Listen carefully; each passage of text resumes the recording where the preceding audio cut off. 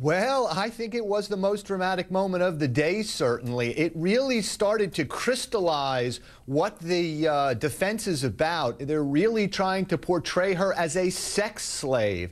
Now, I think it's closer to a prisoner of love in that she's doing this because she loves him rather than being shackled and made to do it. But that's what they're trying to say. They're trying to say she had no will in this matter, that she was under his spell, under his control. As I say, I think it's closer to a prisoner of love than a sex slave, but I must tell you, I think it was very effective yesterday. You think that's the most damning stuff against him so far, Jeff? You know, yeah, I mean, it's all leading to what we thought would be the testimony today if the judge wasn't sick, which was what happened on the night of the killing. Was it a murder? Was it in self-defense? What was it about? But yesterday was very clear, I think crystal clear, that she was doing anything he wanted. I mean, you know, one of those, that part of that quote was, "You will feel like you are raped, but will enjoy it. Rejoice in being a whore." I mean, gee, and this girl is sticking around for it. So if she's not just, you know, an nymphomaniac, then she really is under his spell. And that's what the defense is trying to say, under his control. Bring back Jeff Gold real quick to comment on that. You know, you see her again in these Inside Edition interviews. She's telling that lie straight up. He was attacked. I don't even know how to shoot a gun. Right. Well, she's going to have to deal with those on cross-examination. We got a little preview of the tone that Juan Martinez is going to use with her, which is that she's a liar and a murderer. And he's not going to treat her with kid gloves, I don't think. Yeah.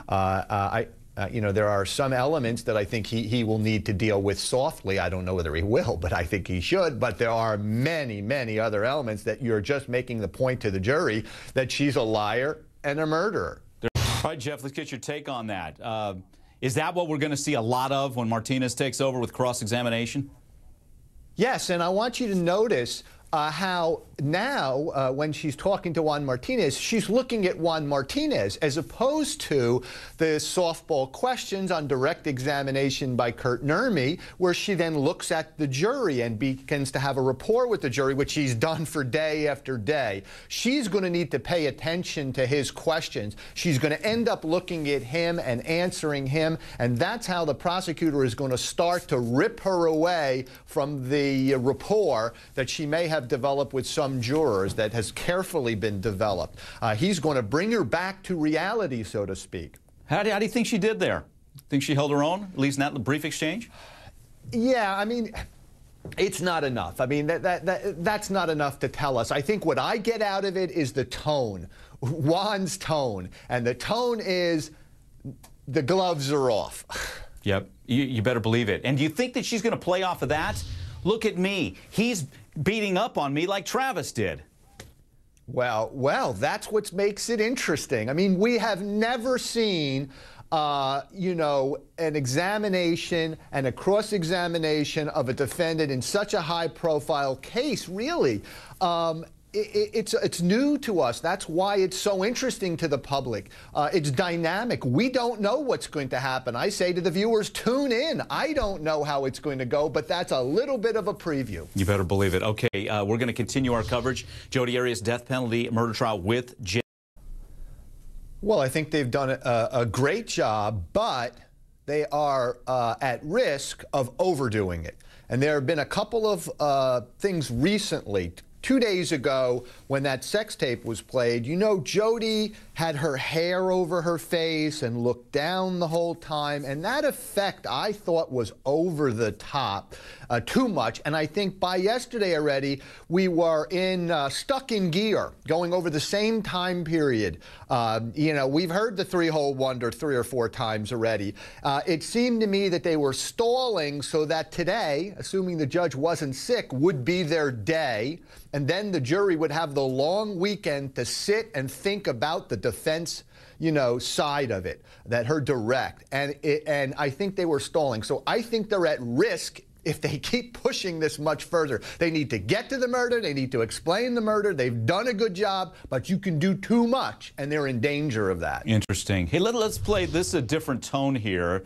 Here's Jodi Arias talking about after fights, they would quote-unquote de-stress and they'd have sex after these arguments. So let's listen and let's watch her demeanor as she's telling this side of the story. Travis had this cute little term called de-stressing, and I thought that was interesting. So it's something we began to, it was like a code word in our relationship. So when he was stressed out, his way to de-stress would be sex. So arguments were stressful, and that was a good way to blow off steam and feel better afterward.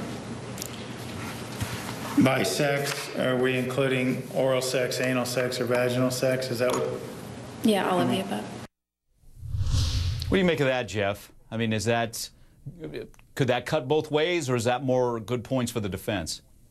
She loves this guy. She loves every little thing, you know. She's moony almost. If you listen to that sex tape, what you got from the part that wasn't about sex was how moony she was. She was giggly, and everything he said, he was kind of falling asleep, and she's still giggly and happy because every moment of attention that this guy showed her, she was so happy and elated. I think the truth of the matter, what the heck happened on the day of the murder? Yeah, exactly. The day of the killing, we don't know. But up to that point, she's moony. She loves him. We know that. That seems to be the truth of it. Yeah, that I thought that was almost more effective than the salacious sex stuff. To listen to her, like, just fawn over everything he said, right? You know, almost more effective. Anyway, we can take a quick break. More with Jeff, more analysis of the Jodi Arias trial coming up in just a little bit. Back with us to talk about it, our attorney, Jeff Gold. And Jeff, one of the big moments yesterday, I think, happened early on in the day.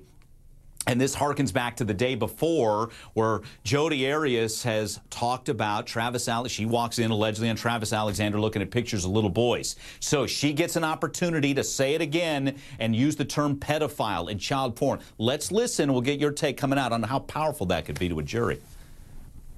He's waking me up in the middle of the night with a whole bunch of text messages. They're all unkind. He's threatening me. I just felt like he was being a complete bully at that point, and I was tired of being bullied.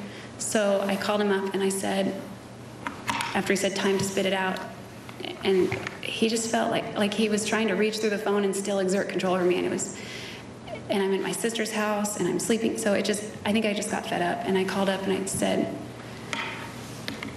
What'd you say? It was really mean. I said, the only thing I'm going to be spitting out is the fact that you're a pedophile with a past, and something like that. And I was saying, I don't know. At the time, I characterized what I saw as child pornography, but I realized it wasn't child pornography. It was just a picture of a young boy. So I think I said something to that effect, and he got very quiet. Jeff, is that kind of looping arguments there, but just the defense doing it through Jodi Arias? We've mentioned child porn. Here it comes again as she says pedophile. Sure. I mean, and it's going to end up being on the day of the killing. I mean, that's where this is going. You know, there was that picture that Travis took of her on the bed naked the day of the murder, and I didn't notice this originally because there's a lot of other things to notice in that picture of a naked woman, but she's got pigtails. And she's been telling the story of how even he had the fantasy of her being, of course, a 12-year-old child, a 12-year-old girl. So this is on the day of the murder, he's taking pictures of her, and she's got pigtails. So this is where we're going. Of course, it's looping arguments, and that's what the defense wants to do to get to the point of the murder. I found on reflection, looking at that picture again after hearing the testimony, that that it was very significant for the defense. We thought it was only for the state who put it in, but I think the defense is going to use that picture. Interesting. That's a very plausible theory that, okay, she's got the pigtails going. Maybe she says something about child, pedophile, uses it again, and he snaps. That's what we could hear from the defense. Interesting stuff. We're back with Jeff. Joey Jackson's going to join us as well as we continue to dissect this incredible case. Also we're keeping you updated on that. But come on, it's been the trip from hell for those folks on that Triumph Carnival cruise ship, and they're hoping to get back